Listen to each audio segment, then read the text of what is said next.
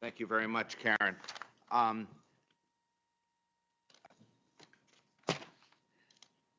I now have the honor of introducing our first conversation. I'm going to ask the panelists to come and sit, and I will introduce them as they get settled.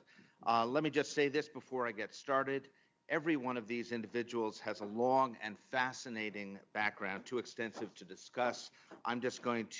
I recommend that you read those bios in the program, and I'm just going to touch on a few of their current affiliations and a few words about the unique experiences that bring them to this stage, to this conversation.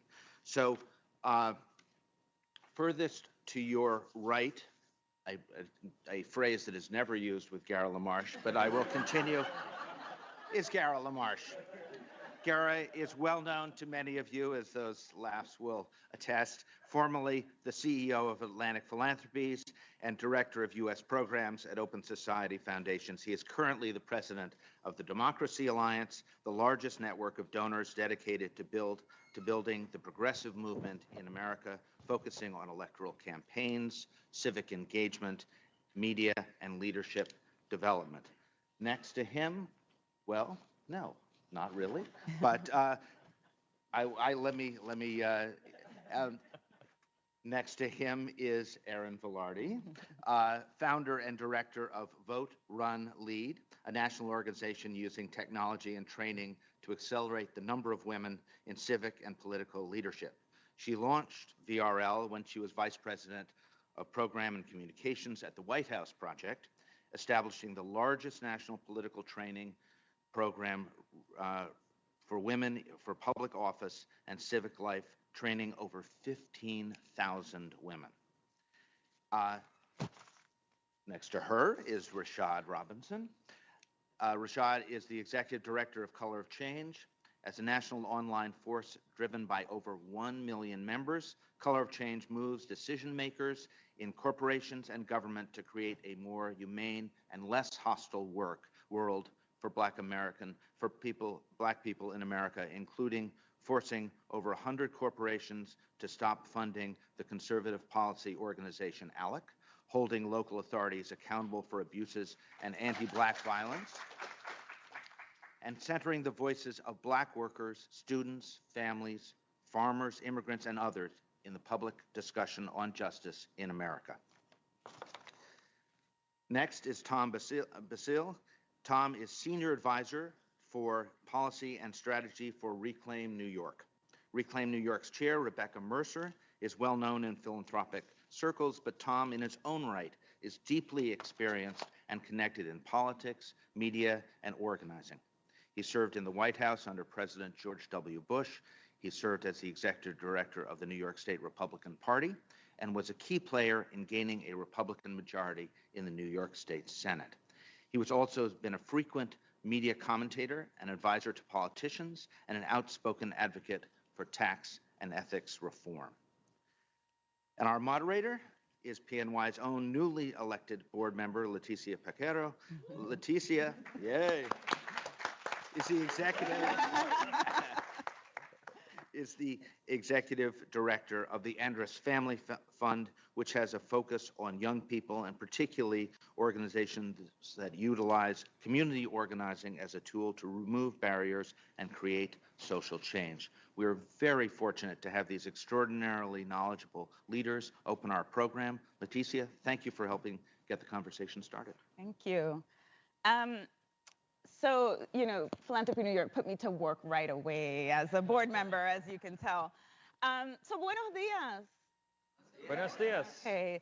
So there's going to be a few call and response moments in our time together. So I just want to get you all started. Buenos dias. Buenos dias. Thank you. So I'm really excited to be moderating this conversation, but I'm going to take moderator's privilege for a second. And I'm going to tell a little story. It's actually a true story that hopefully helps situate us in time and place for this conversation. So this week, sadly, I lost a dear friend, unexpected to our friend community. And I want to bring him into this space for just a few moments. I think it's important It's an important way to situate our conversation. He was young by what I would call all New York City standards. I think in New York, we at least like to think that we stay young, hip, and cool, like this panel, much longer than other parts of the country. He was not a native New Yorker, though. He grew up in Gary, Indiana. And for those that don't know Gary outside of being the home of the Jackson Five, it was once a booming city that was home to U.S. Steel. But today, like a lot of the Rust Belt, suffers from deep, deep disconnection, disinvestment, and entrenched segregation. His family made their way to Gary as what we call in lots of the communities that I'm a part of as refugees from the Jim Crow South, the Great Migration. And he moved to New York City to fight for the rights of the communities and the people that he cared for, and to love who he wanted to love. And he and I met over a decade ago, working in an organization fighting for the rights of women and girls. We hit it off right away. We both like to drink wine and to party a little bit. And we were fighting for the rights of women and girls that are oftentimes forgotten, disenfranchised, and historically marginalized. He cared really, really deeply about the communities that he was a part of and that he identified with, and the rights of people like me and like you. He cared about voting. He cared about access and the liberties that he knew many in this country didn't always have and sometimes take for granted. So I bring him into the room today because I want to ask us to situate the conversation about community organizing and voter engagement around regular people like my friend Jerome. We sometimes get stuck when we talk about voter engagement, somehow talking about this like elusive voter, right? Like the voter doesn't really have a face. It's this sort of theoretical conversation. And we forget to ask questions about who is this elusive voter. And when we talk about community organizing, we forget that we're actually talking about a community with individual people. We forget what they sound like, who they are. And I oftentimes ask in my work, working with young people, do we ask communities, where do they hurt? So I think that that's a central question when we're talking about issues like voter engagement. So today, my good people, I'm going to ask you to listen deeply to our esteemed panelists and to situate the conversation and the urgency of this current political moment, no matter what your political affiliation is, and situate the conversation in a place and a time with the face of actual people, so that it isn't a theoretical conversation about nameless voters or communities, but about real people, real issues, faces, and lives. Can we do, this is a call and response moment, by the way. Can we do that, community? Yeah. Okay, thank you. All right, people are awake. They've had their coffee. So we've read the bio, so I had some notes that I was going to do that, but thank you, May. So just, very quickly, one of the key goals of our conversation today is to help lay a baseline and understand what it will take to increase democratic participation for the country as a whole, but especially for the communities and the constituencies that you all work with. So I want us to think about a few things, audience and panelists. Voter engagement and access, what does that mean? Creating and increasing ways to engage and empower communities, especially folks that have been historically out of the process. And for me, something that I think either undergirds it all or undermines it is the access to credible information. So I want to ask the panelists to take us away, tell us, as we think about these three sort of artificial buckets that I've created there, how do we build a more democratic participatory process? And Tom, I'm going to start with you. Well, sure, and it's a real honor to be here. Really appreciate the invitation because this is a truly national challenge. Here in New York in particular, and you've seen some of the recent polls show that up to 90% of New Yorkers, for instance, feel like we have a significant public corruption problem. And what you see is as people's idea of what government is to them and how it impacts them sort of goes off the rails with folks thinking that we have a significant public corruption problem, we've seen people withdraw from the system. So when we talk about voter participation, it's not just about the issues of, from our standpoint, it's not just the issues of voter access or ballot access, for instance. It's about opening up the system to people and making people think about the system differently. Because in our qualitative and quantitative research, one of the things that we have found is a high level of disconnect, where people just feel, regardless of political persuasion, whatever this apparatus is, whatever that institution is, isn't quite connected to me as a person, what my needs are, what my values are, and what I need for my family or for my business. So there are issues about ballot access that are important, but there's I think also more of this global issue that we face, all of us face, about how do we give people a sense that they can be empowered, that one individual can make a difference, that their issue is important.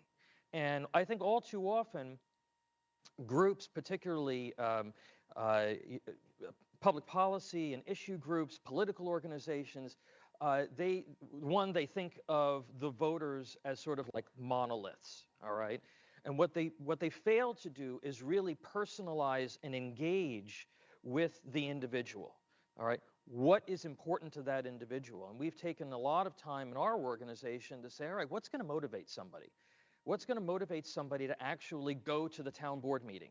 What's going to motivate somebody to actually want to register or participate in raising their voice about a particular issue? And that goes back to basic marketing principles. It's altogether fitting that we're here on Madison Avenue having this conference, because so much of what we need to do to bring people back to the system, to make sure that we're scoring a place in the audience mind share when it comes to our issues, is a basic marketing practice where you do need to personalize and engage. You do need to make it relevant. And you need to give people a sense that there's going to be an individual benefit, because people do make decisions from the inside out. And that doesn't mean that people don't care about the bigger world, but the fact of the matter is, when we're talking to somebody, we always talk in terms of what it means to their household, what it means for their child or for their family. And I happen to think that that's something that we all can do a little bit better as a way of reaching more people and giving people more faith that they can have an impact on the system. Thank you, Tom. So I'm going to move on to Rashad, but I'm really curious. In philanthropy, we're all the rage right now with narrative change, and so I'm going to translate your basic marketing practice into philanthro speak. And right, it's about narrative change for us, but I think the concept is the same. So Rashad, tell us a little bit from your perspective and Color of Change perspective, what does it take to build a more transparent, a more participatory democratic process? And I know a lot of the work that Color of Change does is around narrative change, and so I think it actually, we didn't plan that, but it worked out really well. Great.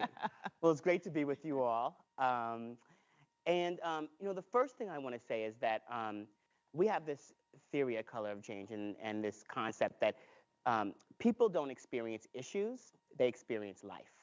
That the forces that hold people back on gender or race or the economy don't just sit in sort of one area over here and not one area over here. Like a racist criminal justice system needs a media climate that supports it, that economic inequality requires political inequality, and so forth and so on. And so the concept and the idea behind how we do our work is about building power. And it's about building power for the most marginalized communities so they can be heard, counted, and visible. Color of Change was founded 11 years ago, or a little over 11 years ago, in the aftermath of a flood, which was Hurricane Katrina, that was caused by bad decision makers, that really turned into an epic disaster by those same bad decision makers. And while Black folks were literally on their roofs begging for the government to do something and were left to die, there were a whole lot of conversations about issues that we know about or know a lot about: geographic segregation, generational poverty, the impacts of climate change, and what we've done to our education system and criminal justice system, and the aftermaths of Katrina, the way that corporate power worked in that city, and voting rights worked in that city. But at the heart of it, no one was nervous about disappointing Black people. The government wasn't nervous, media wasn't nervous, corporations weren't nervous. And when institutions that are in power are not nervous about disappointing your community, it doesn't really matter what great report you have on the side that sort of like illustrates the issue and makes the argument. It doesn't matter sort of like what the lawyers do in the courtroom. It sort of doesn't matter what the people in Silicon Valley do with apps. You're not going to code your way out of this or legal your way out of it or nonprofit executive direct your way out of it. And so we think very clearly about power as a key force in our sort of our movement building. And we have a theory about responding to moments, and we do that through our membership, building power oftentimes through building campaign works, and then finding the systemic pivot that exists. And so whether that was the work we did around ALEC, which was responding to the, voter ID laws advancing around the country, like the Texas law that said you can vote with your gun license but not your student ID, or the proliferation of stand your ground laws in the aftermath of Trayvon Martin. The ability to respond to those moments, but then find the most systemic place to engage people and point people in that direction. So simply not telling people in this moment to vote because their life depends on it, but finding the right places to move energy. And the way we've really thought about this for us as an organization that's responded all around the country as Black people have been harmed and hurt, oftentimes on video, and nothing has been done, is really to focus our energy around the country, here in this state and all around the place, on district attorney races. And so really thinking very clearly about what are we asking people to do and how are we making good on their political participation. Because I do think that we've gotten into this age where we ask people to engage, or we tell people that simply voting or simply participating will solve their problems, when in fact it's not true. There are a whole bunch of ways in which the structures that we currently operate in are designed for people's participation not to add up to power. And if we are not actually addressing those things as part of our activity, we are telling people untruths, and then we're confused on the back end when participation numbers are low or when people don't show up. It's almost like advertising great food on a menu, and then people get there and the food is not good, and then wondering why people don't continue to show up. And that's what we have with our system. And if we don't operate both on the structural level as well on the policy level, we're not going to see the type of change that we deserve. So Rashad, you said something really important, finding the systemic pivot point. And so Erin, I would love for you to tell us from your perspective, how do you engage in this process? But I know some of the work that you do is about actually finding the right pivot point for women, and so would love for you to talk about that. Well, and thank you as well for being a part of today and seeing a lot of really great familiar faces that have helped to continue all of our work. To answer your first question, I would say feminist patriots, and the men who love them and the people who will get out of their way if we want to change democracy. And that pivot point particularly around that is women have been voting and outvoting their male counterparts for the last 20, 25 years. Particularly we saw African American women and almost every cohort around folks of color, you always see women participating.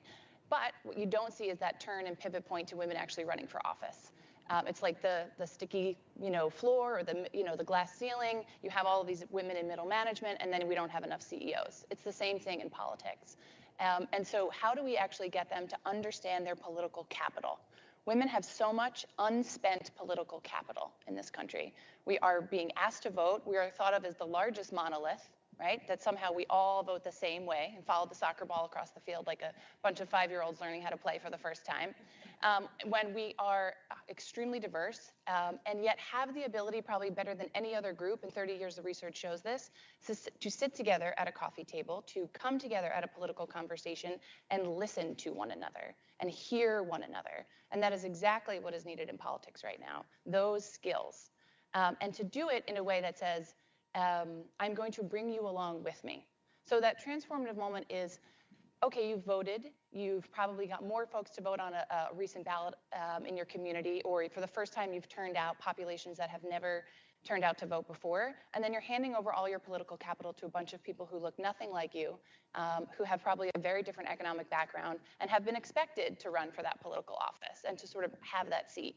We do a lot of work in rural America where these guys have been in public office for 30 years, and it's just Jim's seat. And then Jim Jr. is going to get it next. And nobody really even thinks that that's something you get elected for. That's just his job. He's just the state senator from rural Minnesota.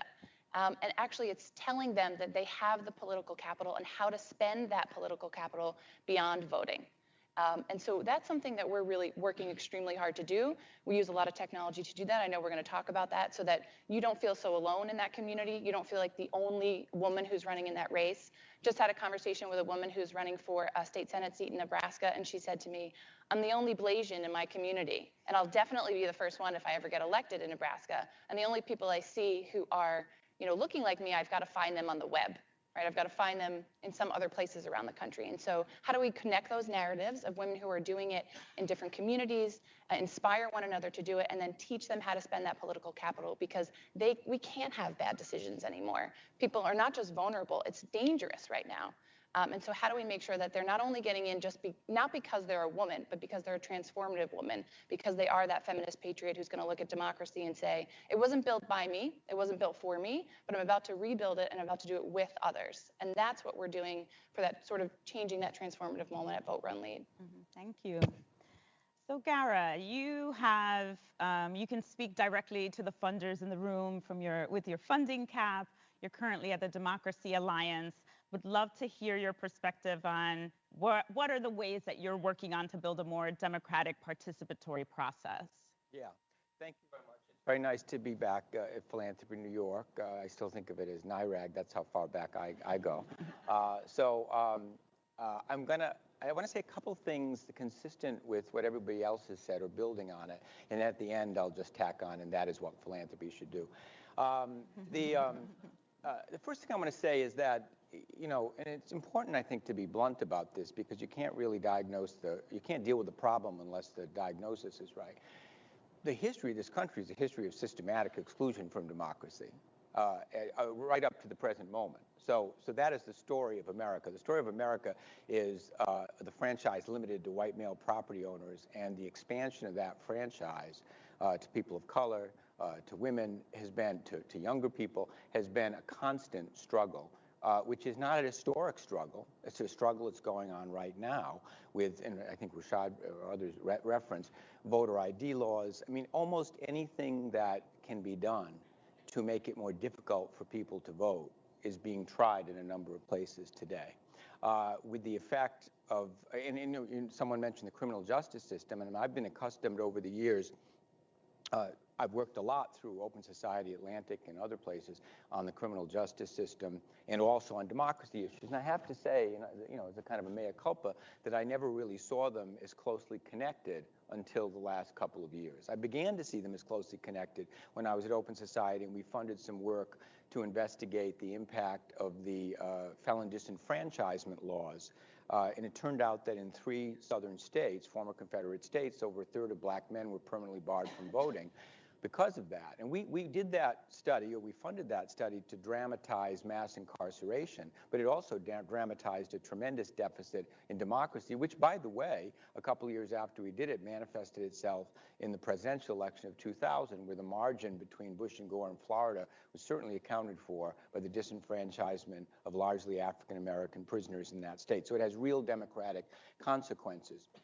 And if you are living in a penal state, you don't have full democratic rights. So those things are really coming together now. So the first thing I would say is that it's extremely important to understand that this war is going on and to invest in organizations that are fighting to expand the franchise and protect the franchise. And there are a number of them in this city and in this nation, and we can talk about that more later if you want. The second thing I want to say, which is also consistent with a number of things that have been said here, is that voting is an act, but it is an act in a continuum of citizenship. And if you look at voting as an isolated act, and you come into communities whose vote you want or whose vote you think is important to your side, only right before an election, we're not going to build the kind of democracy we need. And that has too often been, in my world, which now I have, I'm at the kind of intersection, if you will, of politics and philanthropy now. In my world, that is a constant problem of donors and parties and PACs and who act at the last minute and see communities of color, or for that matter, white rural communities, as kind of resources to be exploited and mined, So to me, where that leads is nothing against the more targeted voter registration activities that a lot of funders in this room have been leaders on. But I think what we need to do is is continue to invest more deeply in permanent, ongoing, political organization. I don't mean political organization necessarily in a partisan sense, but in communities. So, and this is particularly acute with respect to communities of color. So there is, virtually around the country, and I've learned a lot more about this in the last couple of years, Black and Latino, in particular, civic infrastructure in states, which are very critical, is just woefully, chronically underfunded. And when people say, well, you ask people, well, why aren't Black groups at the table, for this effort in this state, this key state? The answer often comes back from the largely white political structure. Well, they don't have enough C4 capacity or whatever. Well, that's a fixable problem. That's a problem that stems from chronic underinvestment. So Democracy Alliance is trying to do something about that, and we can talk more about that. But those are the two things I particularly want to stress here, which is that there are structural issues that have to do with voting. And you can look at the last election. People are explaining it in all kinds of different ways. But, there's also a story of successful voter suppression there. There's no accident that the laws that have been designed to make it more difficult for people to vote actually are working. And thank God we have the courts, and thank God we have social movements, and there's some signs that we're doing better on that. But that is a critical thing. Without that, it's hard to do anything else. So you have to work on both fronts. One is the structures which keep people from participating, and then you have to invest in communities so that voting is seen as something that people want to do because they feel it will have an impact and that they will be able to hold people accountable. If there's no connection there, people will learn, as Rashad says, that voting doesn't change much. So I'm going to build on this idea of building the infrastructure that communities need to see voting and participation as more than just an act. And I want to start with, this is a question for the whole panel, but I want to start with Erin and Rashad. So what does it take, right? So what does it take to move people that have been historically marginalized and excluded communities to become active participants? And I think this idea of media and social media is really important because there's this idea that if you click like or you click whatever, a heart or whatever it is on the social media apps, that is active participation. And so I would love both of you to talk a little bit about what does it take to both move communities that have been marginalized or historically oppressed, but also this idea of using technology. How do we get people to be active?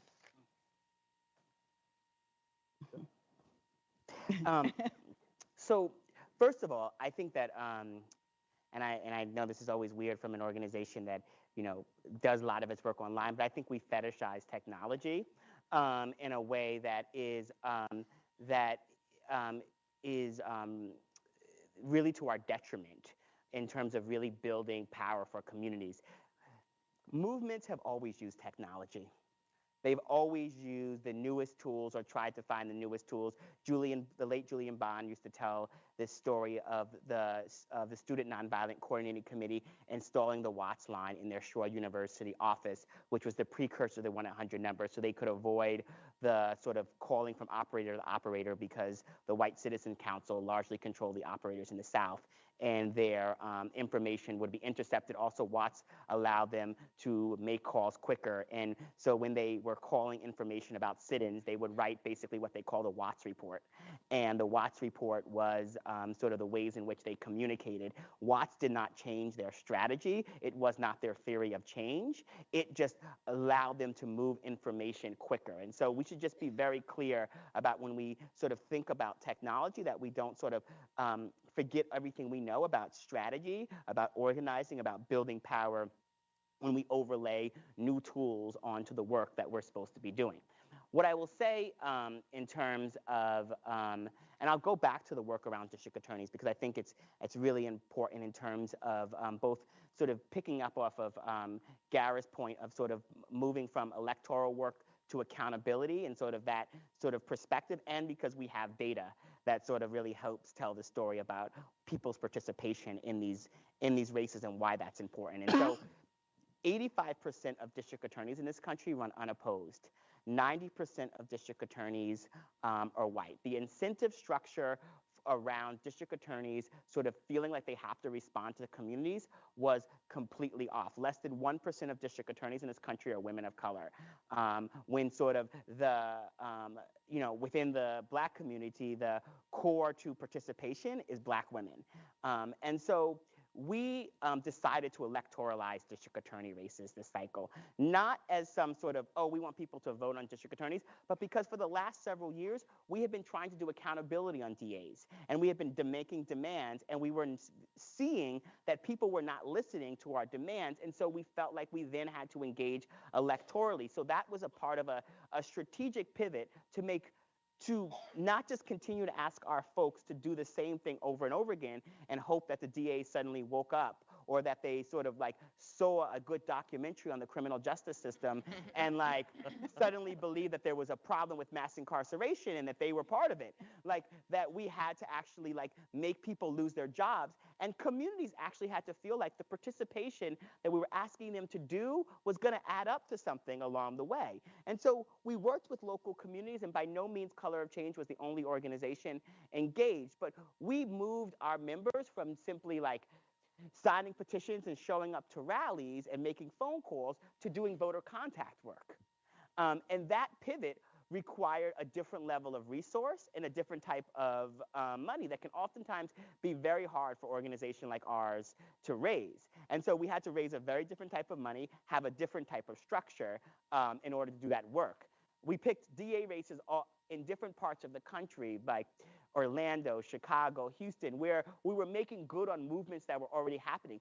But people were doing voter contact by phone and through the internet, gathering in places all around the country in cities where there were no DA races that we were engaging in. We had hundreds of people showing up on weekends to do contact into races where they didn't live for district attorneys, because we had sort of described a theory of change around people's participation and made it meaningful for people. And so, and while we were explaining to the voters, we had to explain what DAs did, who their DA was. Once we got people to sort of see the connection between the district attorney and what was happening in their communities, we did some testing on the back end where we had controls, and then we tested it up against social pressure, meaning like people died for your right to vote, or these people in your community are voting and you're not, and we're going to like call you afterwards and show you that you didn't vote, up against the messages around a DA that was running on a clear reform message and addressing,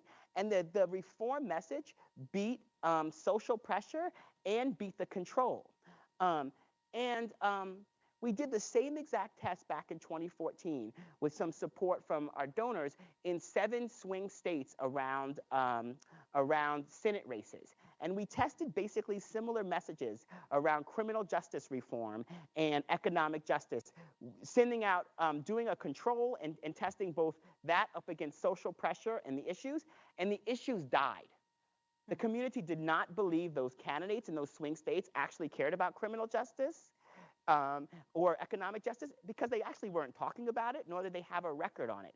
So we were able to not only see an uptick in turnout just this last primary in Philadelphia around the district attorney race, we saw a huge uptick in youth participation and Black participation for a district attorney primary race, where the community showed up and elected the lawyer for Black Lives Matter and Occupy to be the next DA in Philly. Like, this is sort of part of communities showing up in new ways, but that doesn't happen sort of in a vacuum. If we think about civic participation as this thing about like, oh, just vote, people want to vote, people want to engage to solve the problems that exist in their communities. And if you can give people a clear path, and now the path is we have a platform and we are showing up, and we are showing up to other DAs to hold them accountable, not just the ones we've elected. And that's how you start raising the floor on what's acceptable and start pushing up the ceiling on what's possible. And that's when people's participation actually matters.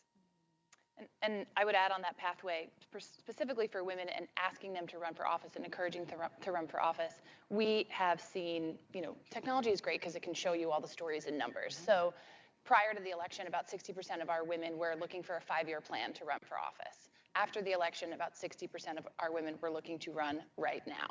So that was, and that's something that because we're able to track and because we're able to use these tools and have more sort of instant conversations, we're able to take these anecdotes and then turn them into data that says, hey, I've got to shift my programming, I've got to do this different.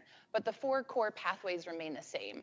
If you had the opportunity to spend that political capital, what would you spend it on, right? And getting women to think of themselves as the person who is in that potential seat, spending those resources. And so for us, that's the self. And for some women, that's a lack of confidence, never seeing anyone who's looked like me, thinking that that one remarkable woman is remarkable and unique in her own right, and I'm not anything like her. So making sure that we're bringing 15, 20 women, 30 women together to say, actually, I wore the wrong sock to work today. I forgot to drop my kid off. I was 25 minutes late for this. And just letting folks know that these are real people doing real things, and they're not this sort of mythical, remarkable woman. And making that happen at a very local community level. Our most famous local elected official, Ilhan Omar out of Minnesota, first Somali American elected to public office, continues to come back and show up on the web because she can't see everybody in variety in different refugee communities around the country, but makes it a point to get on so that her story can be heard. And that's one of those things that technology allows us to touch that story and make us feel a little more normal in that sort of self, I can do it too. The second piece is we have low political and electoral and civic literacy in this country. So 60% of those women who want to run, they don't know what they're running for, they don't know what government does, but they know they're mad as hell, and they're more likely qualified than the person who's been there before. So the good thing that has changed is women in qualifications across the board, they look up at our president and they see no military or political experience, and they say, heck, I can run for city council. So that's been a good shift for us, right? So how do we ramp up that civic literacy in a way that happens quickly? And technology allows us to do that in a faster way. So we are able to put out immediate courses based on the need that our constituents are asking for. On Saturday, the course is, what office should I run for? Because folks are ready to get involved at this next level, but they don't know what the county treasurer does. They don't know what the district attorney does. They don't, they mostly know the city council, the school board, and the state ledge. So how do we actually show the kind of offices that are really critical and how you only need 3,500 votes and about $3,500 to actually get it done? So really demystifying that process and upping the civic literacy. The third is we don't want women in just for the sake of women in. We want transformers. So we need to be talking to them about systems like ranked choice voting, about multi-member districts, and saying when you get in office, you can make this change. These are things you can do from the inside out. Always, we close all of our panels with 2 things. One is, what's one thing you couldn't do as a citizen that you can do as an elected official, and why is it worth it? Because we have to change the narrative about what it means to be a public servant and to be a politician in this country. Because women are not interested in power for power's sake. Across the board, we're interested in power to do something so that 5 o'clock I can go home, see my family, and be proud of the work that I did that day. And I think, fourth is the campaign skills. We've got to make sure that women know how to run good campaigns. And right now what we're seeing, look at New Jersey, 100% of incumbents won in New Jersey. So we had a lot of influx of women running for office, but it didn't matter because incumbency is so, so strong. So how do we change some of that systems work? How do we get folks outside of the party systems to say, if it's only $3,500 to run for town supervisor, why actually do I have to go to the local Democrats? Because they've already picked Jim Jr., right? So it's $3,500 and 3,500 votes. How do I teach them how to get 50% plus one in a way that is outside of the traditional political systems? So those four things, to use technology to accelerate that education is great. To show them role models around the country who they might not see in their community is great. But also, I like tech because of the community aspect, and women go, "Ooh, I'm not crazy. There's someone else who's just like me." And it does allow us to have more of a flat communication. I'm able to make those connections between those two women, one who lives in rural Alabama and one who lives in Northern California, and they're able to have a conversation. So those are some of the ways that we're leveraging all of this, but it has to start, in the neighborhoods locally, and it has to remain at the community level. So Tom, you want to jump in here in terms of how do we get historically marginalized or excluded communities, or communities that we don't see that often, to be, again, not just voting, but feeling like they're part of something, part of the bigger conversation. Sure, and I agree with a lot of the comments that have been made up here. It's so important that we don't just think of this in terms of a political campaign, because let's be honest, the political class in this country is not afraid of you. And I don't care whether they're Democrats or Republicans. They're not afraid of you. Why? Because they know that in a political context, you're going to wake up 3 months before Election Day, and you're going to start agitating, and you're going to start making noise, and maybe you'll try and run somebody for office. But they feel like they can weather that storm. So one of the things that we try to do is to focus on the times when historically people aren't talking. What's going on during the legislative session? Let's say it's a state ledge race. What's going on in that legislative session? How do we communicate during the first 6 months of the year, not just the last 6 months of the year? And that requires really tough local spade work, because the digital is very important, and we focus on digital a lot. We had over 15 million digital impressions as an organization in the state of New York last year. But the key is making sure that you're driving out those messages and that education to drive up awareness, and some would say drive up the negatives of people that you're trying to move. Either you're trying to move their activity in office, or you're going to set them up at some point for a political organization to come in and ultimately give them a good challenge, give them a primary, or get them out. What you need to do is focus on now taking those people who clicked like or put their emoji on the on Facebook, or they reacted on Facebook, and then move them to some sort of civic action. We used the Freedom of Information Law on a statewide level at Reclaim New York as a method to try and get people in local communities to get local government to open up their books. So you've got your activist core, okay, and those are people who are your low-hanging fruit, and they've clicked like, they've seen it, they've reacted, they've engaged you in some fashion. Now you have to move them from that very simple method to maybe something that's a little bit more concrete. And that's either going to a town board meeting, that's writing a letter to the editor, and all of this stuff isn't going on within the context of a campaign. It's going on before the campaign even starts. And so this is, and I know there are a lot of people who sort of bemoan the 24/7 nature of the way public policy and politics work in this country. But when you've got a political class where over 90% of the incumbents are getting elected, where in some places, people are being underserved, but there is no choice on the ballot because people are not running for office, and we don't have term limits, so we're not really truly opening up the process and forcing people by the operation of law out of office. You do need to look at this as a sustained type of communication, where you're talking to people at a local level about issues that matter to them, and you are trying to bring them along from just that to going to a rally, to picking up the phone and calling their elected official, to writing that letter to the editor, to going to the town board meeting and speaking. And it's tough spade work. There's so many of the donors out there, they love to say, oh, you know what, that's great, but let me just put money into television ads. right? How many times has somebody dumped money into the black hole of television rather than taking even 10% of those resources and putting it into infrastructure building and doing it outside of the campaign cycle? And this is a choice that's made by donors all the time on both sides of the aisle. But if we really do want to reclaim our government and take back control, we have to be doing that in January, February, March, and April, not just in September, October, and November. So, Tom, you said issues that matter to them, right? The them, again, we're not talking about the faceless voters, but to them, right? To particular communities. And Gara, I'd love to start with you and move our way down. So in this work of building a more transparent and democratic process, there's natural competing interests, right?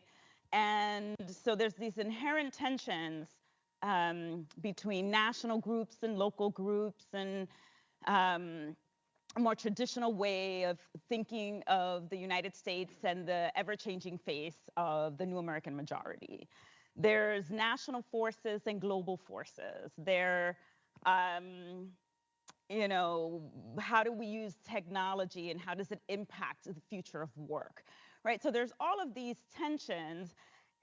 And given our limited resources, financial, human, and otherwise, I'd love to hear all of your opinions, starting with Gara, of what are the trade-offs? What do we focus on? What's most important? Because to your point, we're talking to them, the voters, about the issues that matter to them. So I'd love to hear your thoughts on what are the trade-offs, given the current financial, human resources that we have. Well, I thought I would be the last speaker in the last series, so I prepared all my thoughts on that rather than the first speaker in a new series. But let me see if I can pivot, because it's all about pivoting, right?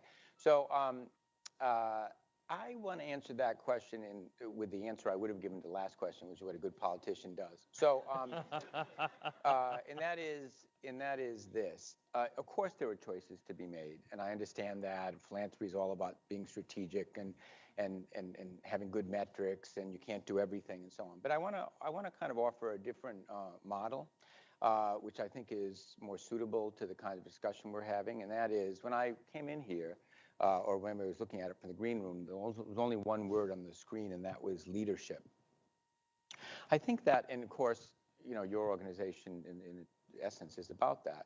I think that investing in good leadership is really the most critical thing you can do. So, you know, I'm seated on the far right, I guess, depending on where you're sitting. And I've learned a lot from the right. I mean, even though, you know, I seem to be identified as a figure on the left, I've learned a lot from conservative philanthropy. I do actually think, Tom, that people fear. There are some people who do fear the electorate. Tea Party's done a very good job of that, you know, of creating a dynamic within the Republican Party where people really do look over their right shoulder, you know, to primary challengers. In this city, we do have term limits, which is not something I'm generally always a fan of, but the combination of term limits, very, very robust public financing of elections, and strong independent political organizations like the Working Families Party has actually led not only to significant turnover in the New York City Council, but probably, you know, as diverse a city council in a variety of ways as you have anywhere in the country, and as progressive a city council. So the fact that somebody has a D next to their name or a blue on the map does not make them, you know, progressive. And the Tea Party realized this on the Republican side, and you know, I think more and more people are realizing it on the Democratic side. So I think I'll go back to the point I made in the first question, which is I think the building of infrastructure that is led by communities that are traditionally marginalized and underfunded is the most important thing that funders can do for democracy. Because in my view, the history of successful philanthropy is the investment over years in organizations that have the resources to make the choices that they wish to make. Now, it helps if those organizations have a more democratic, I mean, a small d sense, funding base, right? So look at the current moment. of the so-called resistance. There are new formulations springing up that are disrupting things and changing the landscape, but there are historic organizations like the American Civil Liberties Union or Planned Parenthood or the Sierra Club. They've been around for 100 years, have a strong brand, a strong funding base, and have been well positioned to seize the current moment because they have been invested in over those years, and because those investments have not only been made steadily by philanthropy, but also have been made by ordinary people with small dollars. The vast majority of the ACLU's significant donations since the election have come from people, from very small dollar donors. And we don't have, and it's a broader challenge for philanthropy that we all need to work on, we need to democratize the funding in this world. But since we don't have that right now, the message I would always give is to identify organizations and institutions nationally and locally that have a kind of a political analysis that reflect the voices and the direction of the communities most affected. And if you, just to close on the right-left thing, if you look at and I have studied and I have pretty good relationships with my counterparts on the right, in philanthropy in particular, the story of successful conservative philanthropy is not a story of, we'll give you a grant for 3 years and then you're out. It is not a story of rigorous metrics. It is not a story of foundation designed in a laboratory programs that are then imposed upon the grantees. It is a story of identifying key institutions, giving them general support, forever, and that is what has enabled those institutions to become powerful. I mean, I'll close by saying that I've always told this joke that on the right and the left kind of switch identities with respect to. So the right, thinks the welfare mother, should get off welfare, pull herself up by the bootstraps, and so on, and yet they fund their organizations generously and indefinitely with almost no, real metrics. The left believes something about society, about, you need to have a supportive system for people and so on, and you need to, you can't be cutting people off, but they treat their grantees like the right treats the proverbial welfare mother. So it'd be good to do a kind of a Freaky Friday kind of switch, I think, would be very good. Well, and I want to build a little bit off that in the leadership. I shared with the panelists before the conference an article about the difference between the progressives and conservatives funding leadership development, and it was something like 130 million on the conservative side and about 16 million on the progressive side. And as someone who leads a nonpartisan organization committed to women's political leadership, we can't have women's leadership actually fall in either this idea that that's progressive or that's conservative. We're really working towards a time where it's completely normal for women to be in power. But right now, unfortunately, we have this dynamic where, gender and women's leadership is pretty much seen as a progressive cause in the name of progress, as it should be. But we tend, in this leadership development, to really hold this idea of building leaders as if there's some sort of magical formula. It's like producing a movie. You can produce a bunch of movies and you spend a lot of money. Only one of those movies is really going to pop off. But it's a high risk but high reward area to fund. And so I think the more progressive side has treated folks on the leadership development work as a little bit like, what's your magical formula? Let's see it. How does it include digital technology? What we're really looking for is individuals at any given time in their lives to actually say, I'm the one. And for a lot of folks, that comes at various different moments in their political life cycle. And to fund those institutions with deep and sustained funds allows that sort of magical moment to happen when it happens for the right person. And I know you see that a lot, Rashad, in your work, where it's surprising to say, hey, this person has actually decided to throw their hat in the ring, or this person's decided to lead that ballot initiative. When you are working with unusual suspects, the unusual leaders will come in that same pattern. And so I encourage all of you to really think differently about how we see and work with leadership development. The quick thing I'll say about sort of the relationship to philanthropy that Color of Change has and sort of the way in which it impacts our model is that 11 years ago when Color of Change was founded, if the founder of Color of Change did not have his own money to start the organization, it wouldn't have been started. And if it had been started sort of in the laboratory of foundation world, it probably might not exist anymore.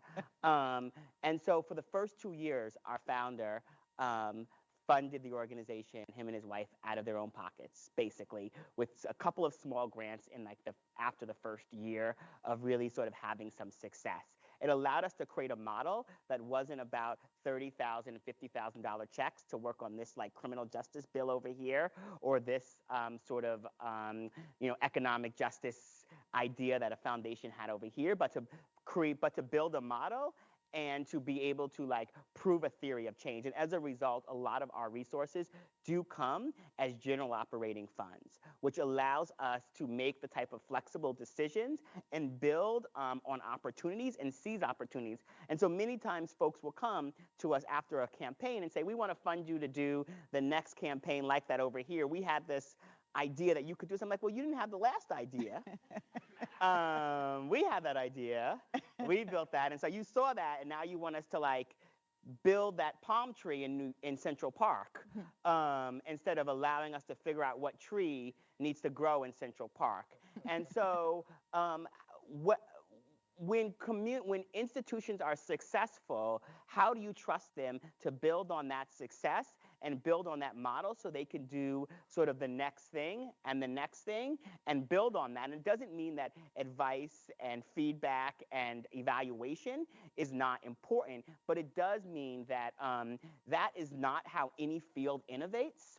It's not how new platforms are built in any other world. And so I do think that sort of how we've become an organization. I took over 6 years ago with a $650,000 budget. We now have about an $11 million budget between our multiple platforms.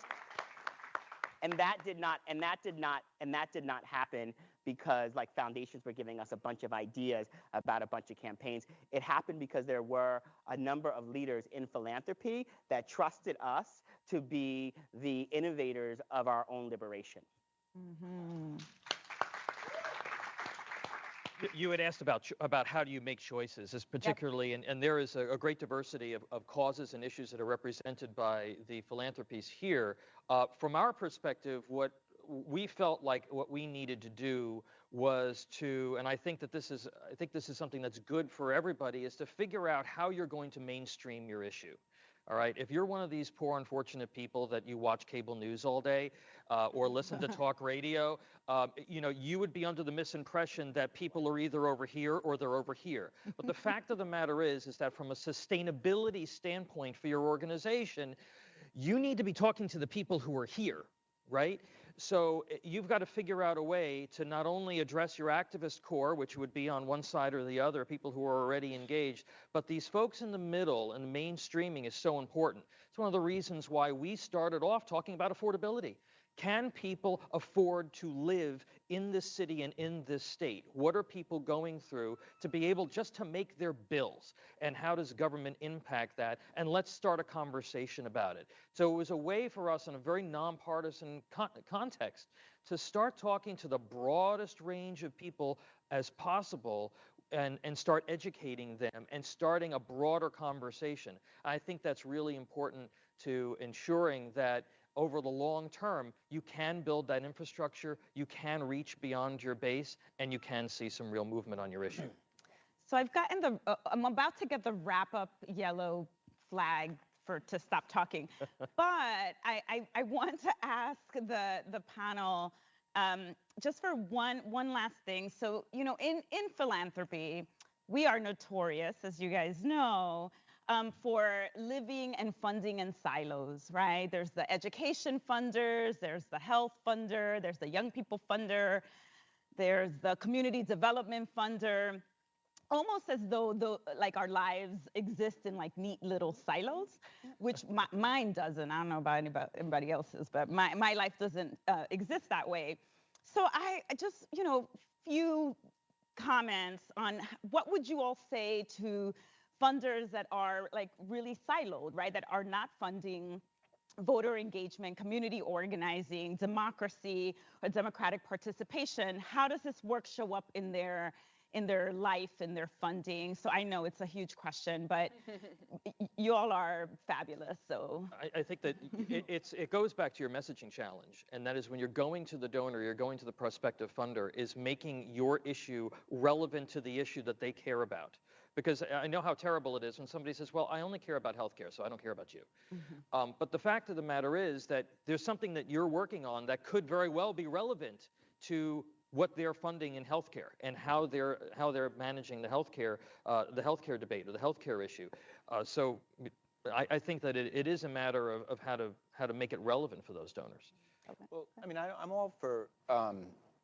I have nothing against focus, and I realize that everybody has their mandate and their donors, the issues they care about, and everything can't be about everything else. So I just went the other night to the splendid launch of the Art for Justice initiative that Aggie Gund and Ford and some other funders are involved with, and they're focused on mass incarceration. So if someone came to them and said, you should work on climate change, well, no, they won't. But I tell you what, I think it is important to have an analysis that is all-encompassing. So in other words, I think you need to be seeing the work you do in some larger ecosystem. Now, there's some funders and organizations that have a great deal of breadth, and they're trying to fund. I mean, I've headed a couple of very large foundations where, even though we made choices, we had a kind of a broad range. We did a lot of things across what have been considered silos, and we had the challenges that any of you who work in bigger foundations with different program areas have, which is how to make those internally work together. It's a classic issue. There's no funder